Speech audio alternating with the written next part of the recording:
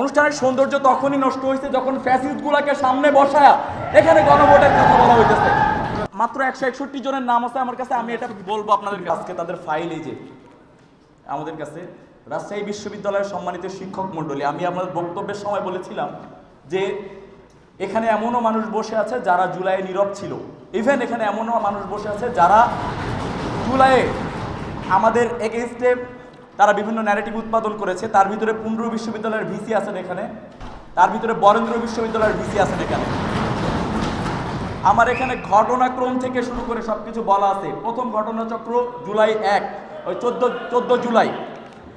আমি একটু সময় চেয়ে নিচ্ছি, এটা ইউজিসি আমার সম্মানিত সদস্যদের কাছে আমরা দিব। এবং স্যার এখানে আমার মনে হয় যে এটা দেওয়া উচিত।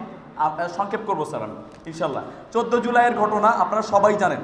14 জুলাইয়ে যারা আছে, প্রফেসর গোলাম সাব্বির সাত্তার সাহেব, সুলতানুল ইসলাম টিপু সাহেব, হুমায়ুন কবির হিসাব বিজ্ঞান তথ্য ব্যবস্থাপনা বিভাগ, প্রফেসর আসাবুল হক গণিত বিভাগ, professor Jahangir Alam Masud Liton, professor Pranab Kumar Pandey, professor Tarikul Hasan রসায়ন বিভাগ, প্রফেসর রশিদা খাতুন। স্যার এটা আমাকে বলতে হবে আমাদের। এটাই জুলাই। আমার মনে হয় যে এই স্যার অনুষ্ঠানের সৌন্দর্য তখনই নষ্ট হয়েছে যখন ফ্যাসিস্টগুলোকে সামনে বসায়া এখানে গণভোটের কথা বলা হইতেছে। তাহলে এখানে জুলাই আহত শহীদ পরিবার সবাইকে নিয়ে বের হয়ে যাইতে হবে, আমরা বের হয়ে যাব। এটা হয়তোবা বলতে দিতে হবে, না হলে আমরা বের হয়ে যাব এখান থেকে। কোনটা করবেন? তাহলে স্যার আমাকে এইটা